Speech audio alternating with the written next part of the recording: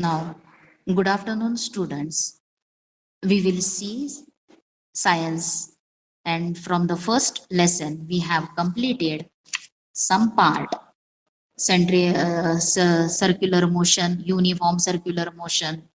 त्याच्यानंतर when the object is in uniform circular motion, its velocity changes due to direction. Direction changes continuously. Therefore, काय होणार आहे at every time जे motion आहे ते motion कसं असणार आहे डायरेक्शन त्या सर्क्युलर मोशन मध्ये असेल तर डायरेक्शन ऑफ मोशन ही प्रत्येक पॉइंटला काय असणार आहे चेंज होणार आहे ते आपण बघितलेलं आहे.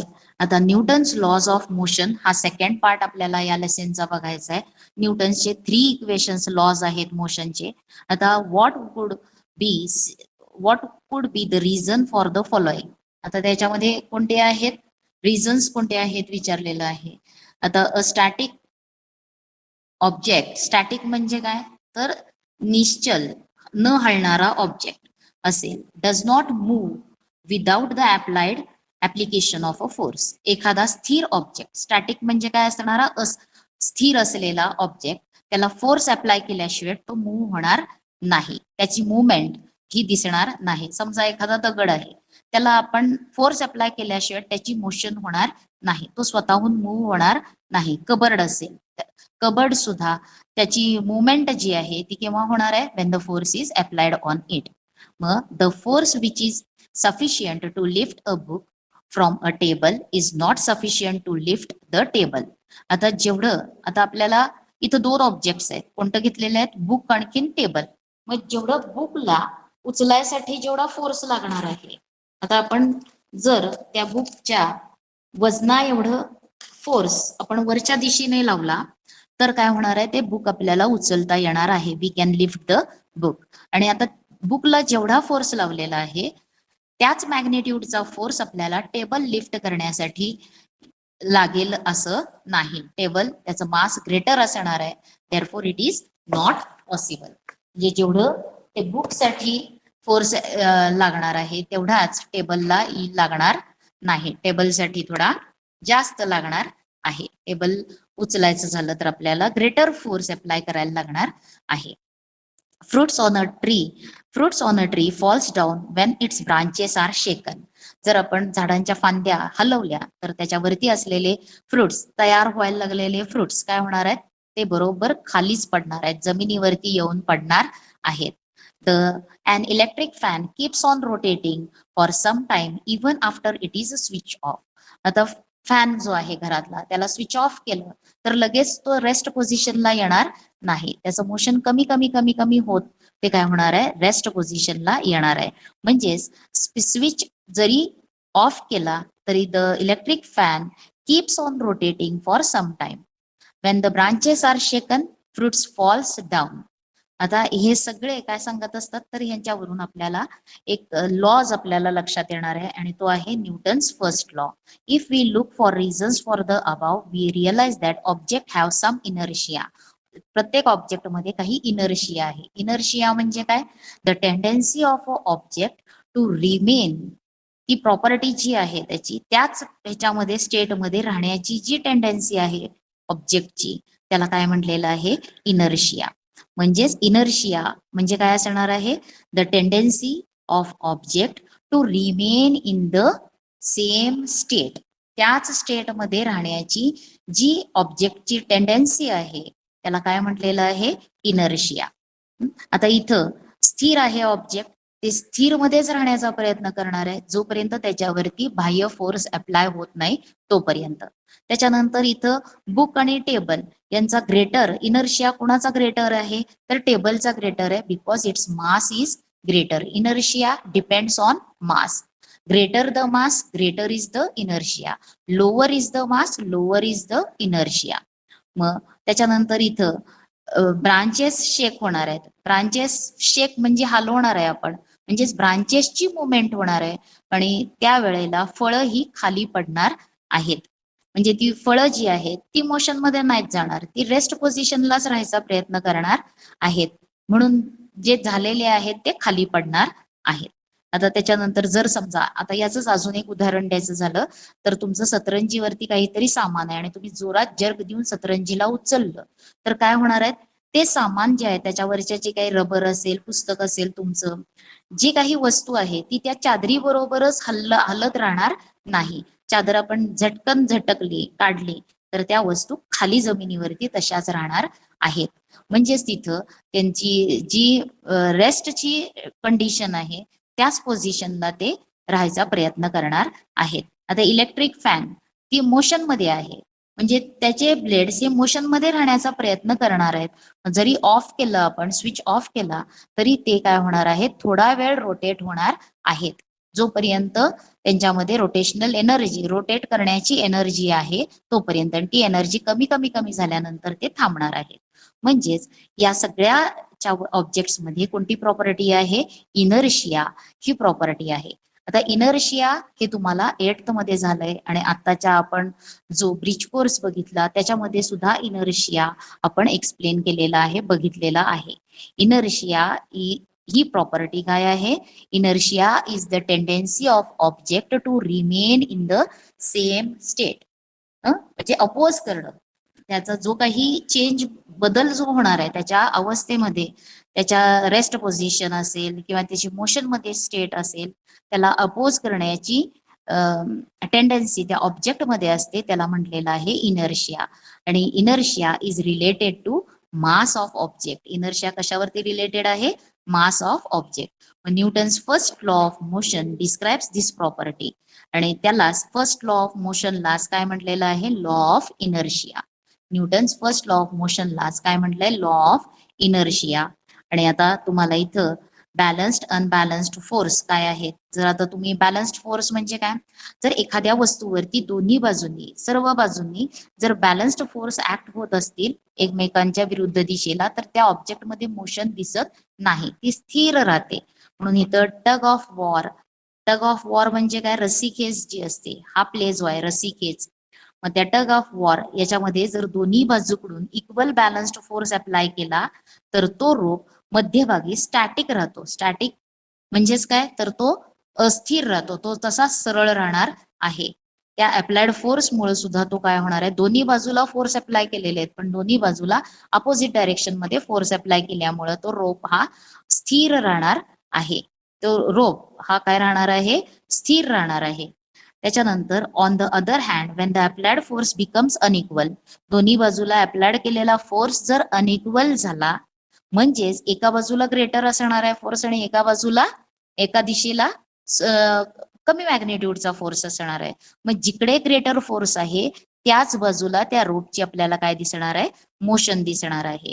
म्हणजेच ज्या वेळेस फोर्स त्या टग वॉर किंवा रोप वरती अप्लाय झालेले, दोन्ही डायरेक्शन अप्लाय केलेले किंवा विरुद्ध डायरेक्शन अप्लाय केलेले फोर्स ज्यावेळेस अनबॅलन्स्ड होतील, अनइक्वल असतील, त्यावेळेस net force get applied in the direction of the greater force and the center of the rope shifts in the that direction. जो सेंटर आहे तो कुठं शिफ्ट होणार आहे, ज्या बाजूला ग्रेटर फोर्स अप्लाय झाला त्या बाजूला तो शिफ्ट होणार आहे. मग आता याच्यावरून इथं न्यूटन्स फर्स्ट लॉ काय आहे, न्यूटन्स फर्स्ट लॉ, तर an object continue to remain at rest or in a state of uniform motion along a straight line unless an external unbalanced force acts on it. This is the first law of motion. Newton's first law of motion. तुम्हाला define Newton's first law of motion and give examples असा question विचारला जातो.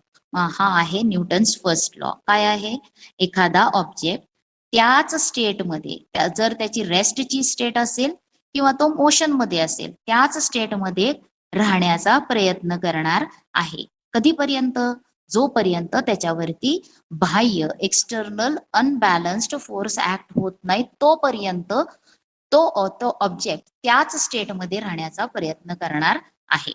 आता when an object is at rest or in uniform motion along a straight line, it does not mean that no force is acting on it. जर rest मध्ये असेल, object rest पोझिशनला आहे म्हणजे त्याच्यावरती कोणता फोर्स अप्लाय होत नाही असं नाही. तर ऍक्च्युअली ऑब्जेक्ट वरती भरपूर फोर्सेस ऍक्ट होत असतात. मग कोणते कोणते असतात, तर जर तो मोशन मध्ये असेल तर युनिफॉर्म मोशन मध्ये जरी असला तरी त्याला फ्रिक्शन फोर्स असणार आहे. ज्या सरफेस वरून तो जातोय त्याचा फ्रिक्शन फोर्स असणार आहे. एअरचा रेझिस्टन्स त्याच्यावरती एक्झर्ट होणार आहे. बायोंट फोर्स ऍक्ट होणार आहे. रेस्ट मध्ये असेल तर म्हणजे अजूनही ग्रॅव्हिटेशनल फोर्स त्याच्यावरती ऍक्ट होणार आहे. म्हणजे हे different types of forces act होत असतात. Actually there are a number of forces acting on it, but they cancel one another so that the net force is zero.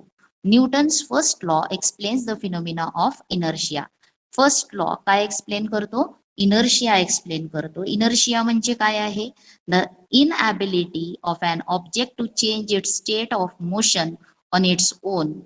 म्हणजेच त्याची जी काही स्टेट आहे ती स्वतःहून तो चेंज करत नाही. इनएबिलिटी म्हणजे तो एबल नाही. ऑब्जेक्ट स्वतःहून स्वतःची मोशन मधली असलेली स्टेट चेंज करत नाही. जर ऑब्जेक्ट मोशन मध्ये असेल तर तो मोशन मध्ये राहण्याचा प्रयत्न करणार आहे. रेस्ट मध्ये असेल तरी सुद्धा तो रेस्ट मध्ये राहण्याचा प्रयत्न करणार आहे. It also explains the unbalanced force which causes a change in state of object at rest or in uniform motion. आता जर ऑब्जेक्ट रेस्ट मध्ये आहे किंवा युनिफॉर्म मोशन मध्ये आहे, मग त्याच्यामध्ये त्या स्टेटमध्ये चेंज जर करायचा असेल तर कशामुळे त्याच्यामध्ये चेंज होणार आहे? तर त्याच्यावरती ऍक्ट होणाऱ्या अनबॅलन्स्ड फोर्समुळे. बॅलन्स्ड फोर्स असतील तर चेंज होतील का स्टेट? चेंज होणार नाहीत. मग जर युनिफॉर्म मोशन मध्ये असेल, ते जर चेंज करायचं असेल तर त्याच्यावरती अनबॅलन्स्ड फोर्स ऍक्ट केला पाहिजे.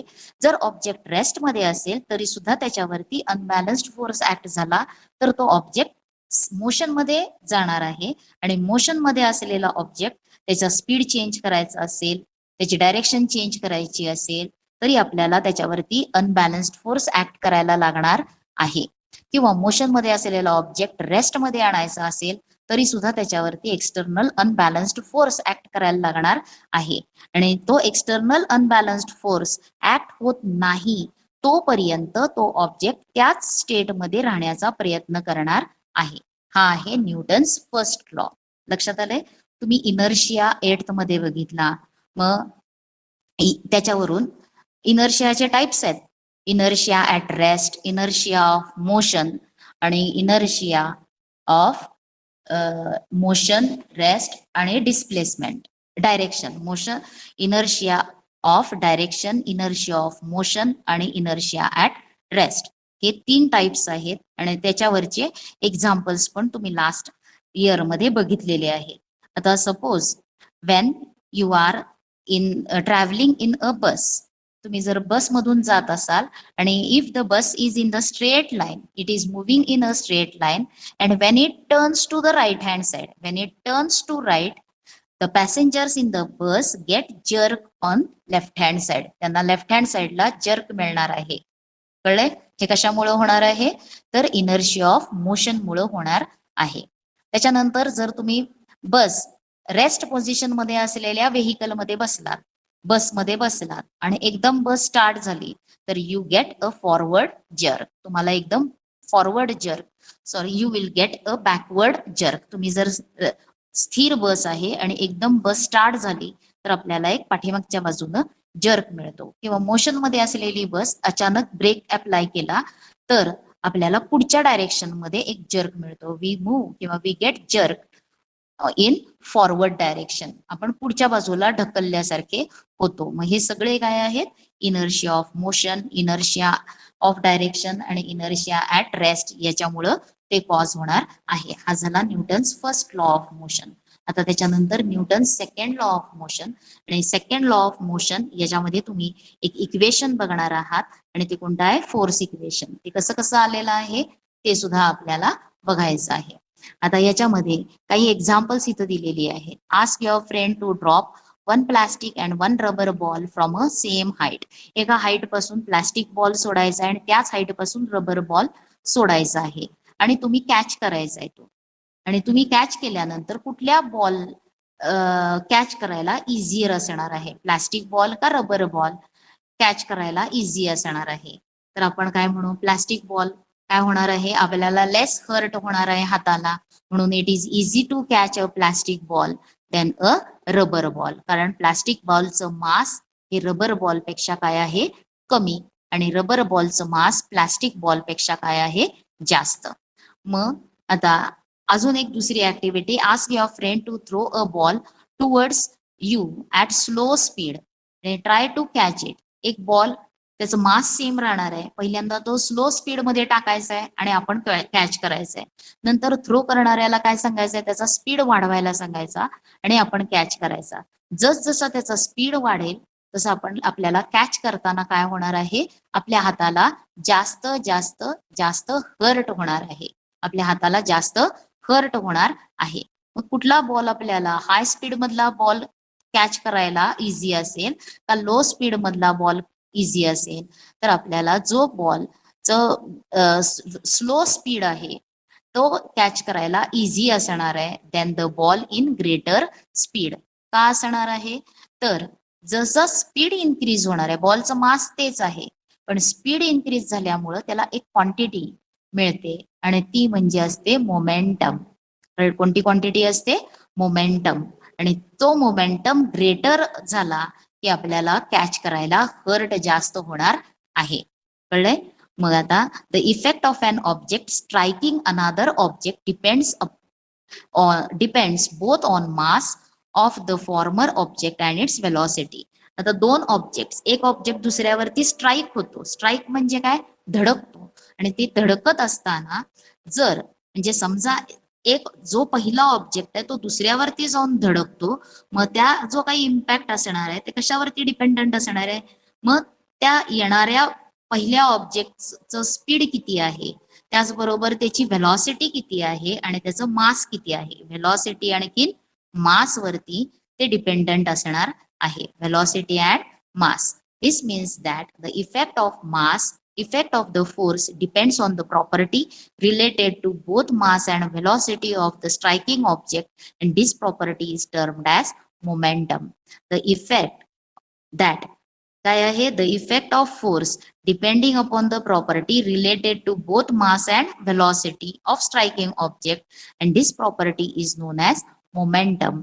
आणि न्यूटननं त्याला नेम दिलेला आहे मोमेंटम. तर मोमेंटम म्हणजे काय, त्याची डेफिनेशन काय आहे, तर मोमेंटम इज काय आहे, it is a product of mass and velocity of the object. Product of mass and velocity of object is called as momentum. Momentum is denoted by capital P आणि is equal to product आहे म्हणजे काय, multiplication, mass आणि वेलॉसिटीचं multiplication m into v. Momentum is a vector quantity, इथं velocity आहे म्हणून velocity vector, momentum सुद्धा काय आहे, व्हेक्टर क्वांटिटी. आता अजूनही आता इथं तुम्हाला Newton second law of motion आहे. काय आहे सेकंड लॉ ऑफ मोशन, तर the rate of change of momentum is proportional to the applied force and the change of momentum occurs in the direction of force. This is second law of motion, Newton's second law of motion. काय आहे Newton second law, the rate of change of momentum is proportional to applied force. Change in momentum होणार आहे. मग rate of change of momentum हे कशाला proportional आहे, is proportional to applied force and the change in momentum occurs in the direction of force. Now, suppose an object of mass m has an initial velocity u. When a force capital F is applied in the direction of its velocity for time t, its velocity becomes v. मग त्याची initial momentum कसा दिला जाणार आहे, momentum म्हणजे काय, मास into velocity, म्हणून mass v आहे, इनिशियल वेलॉसिटी u, म्हणून इनिशियल मोमेंटम काय असणार आहे, M U. Its initial momentum after time T, आता its final momentum T T एवढ्या टाइम नंतर त्याचं फायनल मोमेंटम किती असणार आहे, एम व्ही. म्हणून rate of change of momentum is equal to काय येणार आहे, change in momentum upon time. मग rate of change of momentum is equal change in momentum म्हणजे काय, तर final momentum minus initial momentum. Final momentum किती आहे, M V minus M U upon T. काय कॉमन घेता येणार आहे याच्यातून, एम कॉमन घ्यायला येईल आणि ब्रॅकेटमध्ये काय राहणार आहे, V minus U. M into V minus U upon T. आणि तुम्हाला ऍक्सिलरेशनचा फॉर्म्युला माहिती आहे, change in velocity upon time, V minus U upon T म्हणजे काय आहे, ऍक्सिलरेशन. म्हणून या टर्मसाठी काय लिहिता येणार आहे ए. म्हणून change in momentum is equal to M A. Change in momentum is equal to काय असणार आहे एम ए. आणि आता अकॉर्डिंग टू सेकंड लॉ हा change in momentum occurs in the direction of force. म्हणून according to second law of motion the rate of change of momentum is proportional to the applied force. It is proportional to applied force. म्हणून MA is directly proportional to force. MA is directly proportional to force. मग हा प्रपोर्शनॅलिटीचा symbol काढून equal to sign दिल्यानंतर एका constant न multiply करतो. म्हणून F is equal to small K M A. K म्हणजे काय आहे constant of proportionality and its value is 1. Therefore तुम्हाला फोर्स इक्वेशन काय आलेलं आहे force is equal to mass into acceleration. F is equal to M A. This is force equation. याला काय म्हणायचे फोर्स इक्वेशन. आणि फोर्स इक्वेशन आपल्याला कोणत्या लॉ वरून डिराईव्ह करायला आलेलं आहे तर न्यूटन्स सेकंड लॉ वरून डिराईव्ह करायला आलेलं आहे. काय आहे second law the rate of change of momentum is proportional to the applied force and the change in momentum occurs in the direction of force. म्हणून इनिशियल मोमेंटम सपोज एक object आहे त्याचं मास एम त्याची इनिशियल वेलॉसिटी यू आणि त्याच्यावरती T या time मध्ये F एवढा फोर्स जर अप्लाय होत असेल आणि त्याची वेलॉसिटी फायनल वेलॉसिटी व्ही असेल तर initial momentum M U final velocity final momentum after time T काय असणार आहे एम व्ही. म्हणून change in momentum is equal to काय येणार आहे तर चेंज इन मोमेंटम नुसतं म्हटलं तर काय येणार आहे M V minus M U. आणि rate of change of momentum म्हणजे याला कशानं डिवाइड करायचं आहे टी टाइम न डिवाइड करायचं आहे. म्हणून M V minus M U upon T. M capital M common घेतलं ब्रॅकेटमध्ये V minus U upon T आणि U minus U V minus U upon T कशानं रिप्लेस होणार आहे ऍक्सेलरेशन. म्हणून rate of change of momentum is equal to तुम्हाला काय मिळालं एम ए. आणि हे rate of change of momentum is directly proportional to applied force Newton second law of motion. म्हणून rate of change of momentum म्हणजे काय आहे M A directly proportional to हा सिम्बॉल डायरेक्ट आणि अप्लाइड फोर्स आणि किती फोर्स अप्लाय झालेला आहे एफ एवढा फोर्स अप्लाय झालाय. म्हणून फोर्स इक्वेशन काय येणार आहे तुम्हाला इथं क्वेश्चन विचारला जातो derive force equation. Force equation derive करण्यासाठी तुम्ही कशाचं यूज करणार आहात Newton second law of motion. Momentum initial momentum final momentum त्याच्यानंतर rate of change of momentum आणि according to second law this rate of change of momentum is directly proportional to force. म्हणून हे लिहिलं F is equal to KMA where small k is constant of proportionality and its value is 1. Therefore, F is equal to M into A is the force equation. आता तुम्हाला इथं momentum याला magnitude आणि direction दोन्ही असणार आहे कारण का momentum is a vector quantity. Momentum काय आहे व्हेक्टर क्वांटिटी. आता त्याला its direction is in the same as that of velocity. It's SI unit काय आहे मोमेंटमचं तर SI युनिट आहे केजी मास साठी आणि वेलॉसिटी मास इंटू वेलॉसिटी. म्हणून काय येणार आहे केजी मीटर पर सेकंड आणि त्याच्यानंतर CGS युनिट त्याचं काय असणार आहे gram centimetre per second. If an unbalanced force applied on an object causes change in the velocity of the object. ज्या वेळेस अनबॅलन्स्ड फोर्स ऑब्जेक्ट वरती अप्लाय होतो त्याच्यामुळे ऑब्जेक्ट मध्ये वेलॉसिटी चेंज होते. देन वेलॉसिटी चेंज झाली की त्याच्यामध्ये मोमेंटमचं चेंज होणार आहे आणि the force necessary to cause a change in momentum of an object depends upon the rate of change of momentum.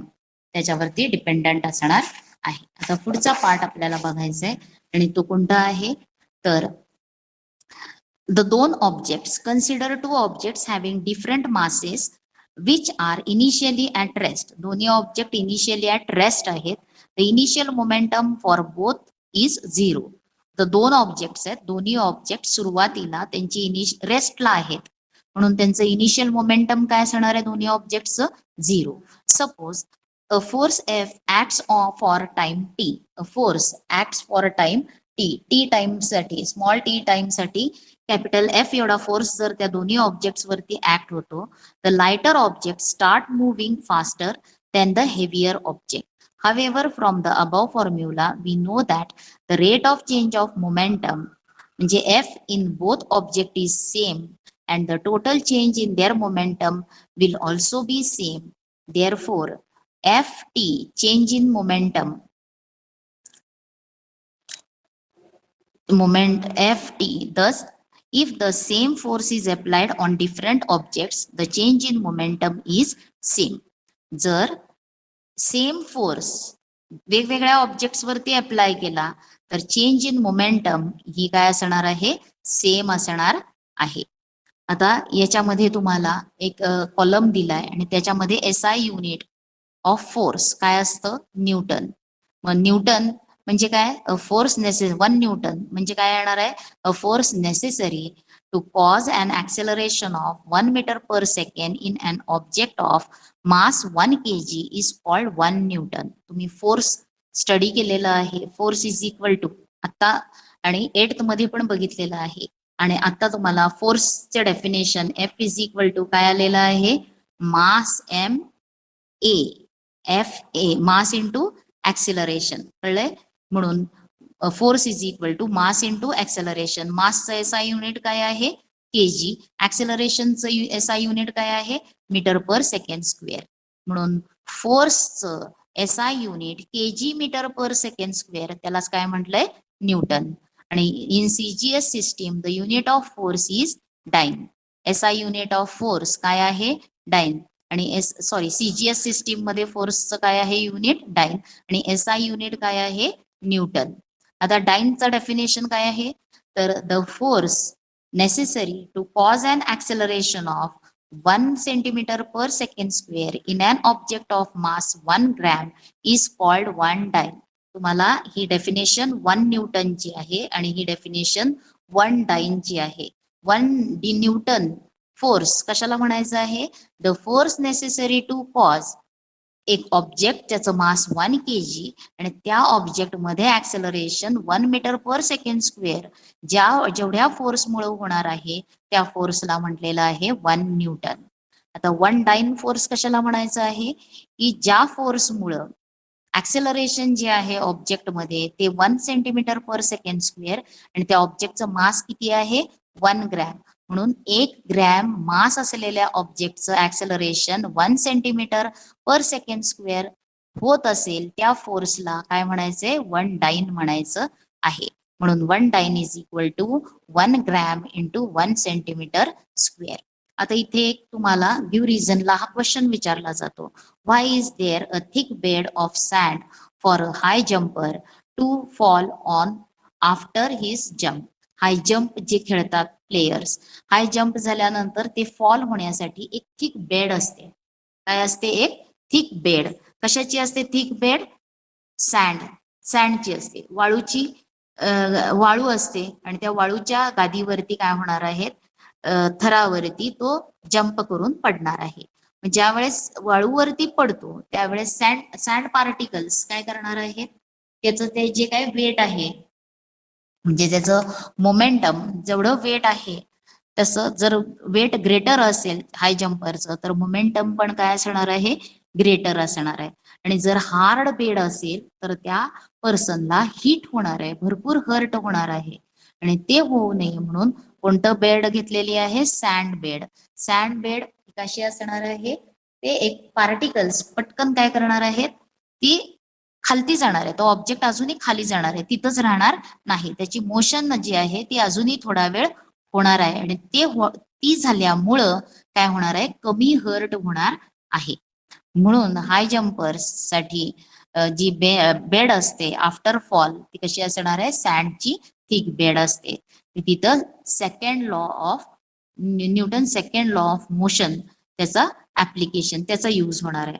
आता त्याच्यानंतर आहे Newton's third law of motion आणि याच्यामध्ये तुम्हाला काय बघायचं आहे, तर काय आहे तो थर्ड लॉ ऑफ मोशन. तर प्रत्येक आता पहिल्यांदा फोर्स जो आहे, आता we have learn about force and its effect on an object through Newton's first and second law of motion. आता फोर्स जो आहे तो फोर्स एकटा नसतो. नेचरमध्ये force does not exist alone. Force हा एकटा नसतो. Force is reciprocal reaction between two objects. Forces are always applied in pairs. Forces जे आहेत ते पेअर मध्ये अप्लाय होतात. When one object applies a force on अनादर object, the later object also simultaneously applies a force to the former object. दोन objects मध्ये आपण force म्हणजे एकच ऑब्जेक्ट दुसऱ्या ऑब्जेक्ट वरती फक्त फोर्स अप्लाय करतो असं नाही. तर ज्या वेळेस फर्स्ट ऑब्जेक्ट दुसऱ्यावरती फोर्स अप्लाय करतो त्याच वेळेला सेकंड ऑब्जेक्ट सुद्धा पहिल्या ऑब्जेक्ट वरती फोर्स अप्लाय करत असतं. म्हणून फोर्स ही जी आहे ती पेअर मध्ये एक्झर्ट होणार आहे, पेअर मध्ये असणार आहे. Force does not occur single किंवा अलोन नसतो. मग the force between two object are always equal and opposite. दोन ऑब्जेक्ट्स मधला फोर्स जो आहे तो कसा असतो, नेहमी इक्वल अँड अपोजिट. आणि this idea is expressed in Newton's third law of motion. The force applied by the first object is called action force, while the force applied by the second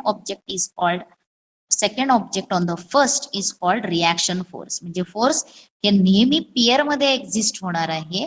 आणि कशामध्ये, ज्या दोन object मध्ये इंटररिएक्शन होणार आहे त्या इंटररिएक्टिंग objects वरती हे दोन फोर्स ऍक्ट होणार आहेत.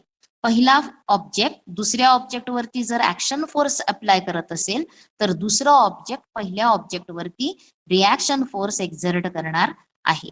मग every action force has equal and opposite reaction force which acts simultaneously. हा काय आहे, third law of motion. Every action force has equal and opposite reaction force which acts simultaneously. आता बघा, प्रत्येक ऍक्शन फोर्सला काय असणार आहे, रिॲक्शन फोर्स असणार आहे. आणि त्याची मॅग्निट्यूड कशी असणार आहे, इक्वल अँड अपोजिट असणार आहे. आणि त्याच वेळेला सायमल्टेनियसली म्हणजे त्याच वेळेला. आता फोर्स मध्ये, फोर्स म्हणजे काय, फोर्स हा एकटा नसतो तर दोन ऑब्जेक्ट्स ऍक्शन बिटवीन किंवा रेसिप्रोकल किंवा ऍक्शन बिटवीन टू ऑब्जेक्ट्स. आता ऍक्शन फोर्स आणि रिॲक्शन फोर्स हे दोन्ही फोर्सेस एकाच ऑब्जेक्ट वरती ऍक्ट होत नाहीत. दे act on different objects. Action force जर पहिला म्हणजे ऍक्शन फोर्स जर सेकंड ऑब्जेक्ट वरती ऍक्ट होत असेल तर रिॲक्शन फोर्स हा फर्स्ट ऑब्जेक्ट वरती ऍक्ट होत असतो. कळलंय? म्हणजे दोन्ही फोर्सेस हे एकाच ऑब्जेक्ट वरती अप्लाय होत नाहीत, ते दोन वेगवेगळ्या ऑब्जेक्ट्स वरती अप्लाय होतात. मग action and reactions are terms that expresses force. These forces acts in pair. म्हणजे फोर्स हा नेहमी पेअर्स मध्ये असतो. One force cannot exist by itself. म्हणजे एक फोर्स एक्झिस्ट होत नाही. Action and reaction forces acts simultaneously. Simultaneously म्हणजे एकाच वेळेला, ते एकाच वेळेला ऍक्ट होतात. आणि कसे आहेत, ते एकाच वेळेला ऍक्ट होतात. आणि कसे ऍक्ट होतात, action and reaction forces acts on different object. दोन्ही वेगवेगळ्या ऑब्जेक्ट्स वरती ते ऍक्ट होतात, डिफरंट ऑब्जेक्ट. आणि they do not gate the same object, they do not act on same object and hence cannot cancel each other's effect. हा main important reason, give reason मध्ये तुम्हाला विचारलं जातं. आणि काय आहे गिव्ह रिझन, तर ऍक्शन फोर्स आणि reaction force does not cancel each other. हे बघा कुठेतरी असेल गिव्ह रिझन मध्ये. इथं आहे बघा, when though the magnitude of action force and reaction force are equal and their directions are opposite, their effect do not get cancelled. Why they do not get cancelled? Because action force and reaction force acts on two different objects. They do not act on same object. कळले? They do not act on same object, hence they do not cancel each other. आता इथं तुम्हाला काही examples दिलेले आहेत. While hitting a ball with bat, the speed of bat decreases. आता bat आणि ball म्हणजे बॅट, आपण बॅटला म्हणजे बॉल मारत असताना आपण बॅट पण जरा फोर्स मध्ये पुढे आणतो आणि हिट झाल्यानंतर बॅटची व्हेलॉसिटी जी आहे किंवा ती स्पीड डिक्रीज होतं. बॉल हिट झाल्यानंतर बॅटची वेलॉसिटी काय होते, डिक्रीज होते. त्याच्यानंतर a gun recoils moves backward when the bullet is fired. आता बंदुकीमधून गोळी ज्या वेळेस झाडली जाते, गोळी फायर म्हणजे गन फायर केली जाते, म्हणजे त्याच्यामधून ज्या वेळेला बुलेट ही फायर केली जाणार आहे त्यावेळेला ती गन पाठीमागच्या बाजूला, गनची मोशन ही पाठीमागच्या बाजूला होते, त्याला रिकॉइल म्हटलेलं आहे. गनची मोशन इट रिकॉइल्स म्हणजेच गन मूव्स बॅकवर्ड डायरेक्शन. ज्यावेळेस गोळी पुढे जाते त्यावेळेस बंदुकीची मोशन ही कशी असते, बॅकवर्ड डायरेक्शन मध्ये असते. त्याच्यानंतर mechanism of firing of rocket. Rocket जे आहे ते रॉकेट लॉन्चर, रॉकेट कसं लॉन्च केलं जातं आणि त्याचं मेकॅनिझम कोणत्या लॉ वरती आहे, तर mechanism of rocket launch is on Newton's third law of motion. आता जे काही रॉकेट आहे त्या रॉकेटमध्ये फ्युएल असतं, ते फ्युएल बर्न होतं आणि फ्युएल बर्न झाल्यानंतर एक्झॉस्ट गॅसेस हे एका छोट्या एंड मधून, टेल मधून त्याच्या बाहेर ट्रिमेंडस प्रेशरनं काय होणार आहेत, एक्झिट होणार आहेत.